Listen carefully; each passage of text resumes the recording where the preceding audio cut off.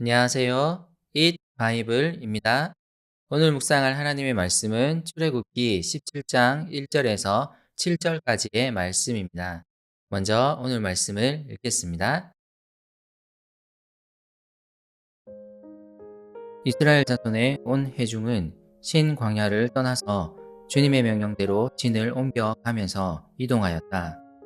그들은 르비딤의 진을 쳤는데 거기에는 백성이 마실 물이 없었다.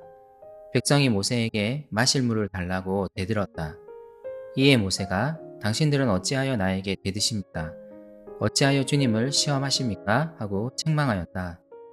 그러나 거기에 있는 백성은 몹시 목이 말라서 모세를 원망하며 모세가 왜 그들을 이집트에서 데려왔느냐고 그들과 그들의 자식들과 그들의 먹이는 집 짐승들을 목말라 죽게 할 작정이냐고 하면서 대들었다.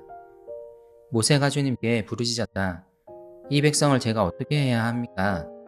그들은 지금이라도 곧 저를 돌로 쳐서 죽이려고 합니다. 주님께서 모세에게 말씀하셨다. 너는 이스라엘 장로들을 데리고 이 백성보다 앞서서 가거라. 그리고 나일강을 친 그 지팡이를 손에 들고 가거라. 이제 내가 저기 호렙산 바위 위에서 너희 앞에 서겠으니 너는 그 바위 위를 쳐라. 그러면 거기에서 이 백성이 마실 물이 터져 나올 것이다. 모세가 이스라엘 장로들이 보는 앞에서 하나님이 시키신 대로 하였다. 이스라엘 자손이 거기에서 주님께 대들었다고 해서 사람들은 그곳의 이름을 무리바라고도 하고 또 거기에서 주님께서 우리 가운데 계시는가 안 계시는가 하면서 주님을 시험하였다고 해서 그곳의 이름을 마사라고도 한다. 이스라엘 백성들은 홍해에서 그들을 구원하시는 놀라운 하나님의 능력을 눈앞에서 경험했습니다. 그들은 하나님이 얼마나 크신 분이신지를 직접적으로 목격했습니다.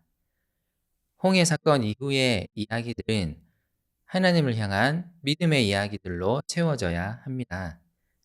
홍해 사건은 이스라엘 백성들에게 하나님이 정말 그들을 구원하실 것임을 명확하게 보여준 사건이었기 때문입니다. 하지만 출애굽기를 읽다 보면 홍해 사건 바로 직후에 나오는 이야기들이 좀 놀랍습니다. 출애굽기는 홍해를 건넌 이스라엘 민족에 대한 세 가지 에피소드를 들려주는데 여기에 이상한 부제가 붙어 있습니다. 세 가지 불평 에피소드. 앞선 홍해 이야기와는 전혀 어울릴 것 같지 않은 단어 하나가 눈에 띕니다. 바로 불평입니다. 첫 번째 에피소드는 마라에서의 에피소드입니다. 홍해를 건넌 지 사흘밖에 안 된 시점이었습니다. 이스라엘은 마실 물이 없다고 모세에게 불평합니다. 두 번째 에피소드는 만나 에피소드입니다. 이집트를 탈출한 지 이제 한 달이 지났을 때였습니다. 그들은 먹을 것이 없다고 불평하며 하나님이 자신들을 광야에서 굶어 죽게 하시려고 이끌어내셨다는 막말까지 서슴지 않았습니다. 이에 하나님은 인내하시며 그들에게 만나를 주셨습니다. 오늘 본문이 세 번째 에피소드입니다. 하나님이 만나를 주신 때로부터 얼마 지나지 않은 시점이었습니다. 그들은 광야를 걷다가 시내산이 가까운 곳 르비딤의 진을 쳤는데 그곳에서는 물을 구할 수가 없었습니다. 다시 화가 난 그들은 모세에게 항의하며 대들기 시작합니다.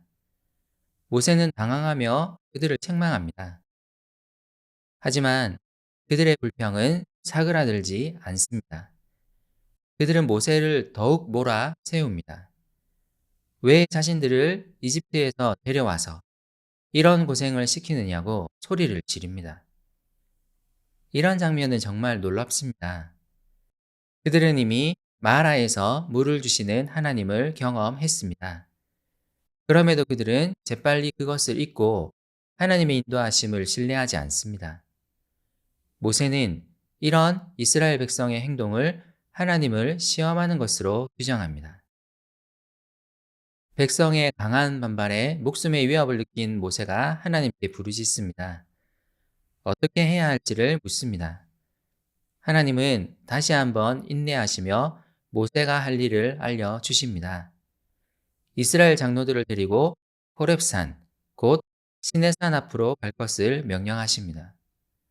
특히 나일강을 치 지팡이를 손에 들고 가라고 말씀하십니다. 이 지팡이는 이집트에서 있었던 10가지 재앙으로부터 이스라엘을 지키신 하나님을 기억하게 하기 위한 도구였을 것입니다. 이스라엘은 지금 그들을 구원하시고 인도하시는 하나님을 잊었습니다. 그들은 하나님을 신뢰하지 못하고 불평하고 있습니다. 이것은 하나님을 시험하는 행동이었습니다.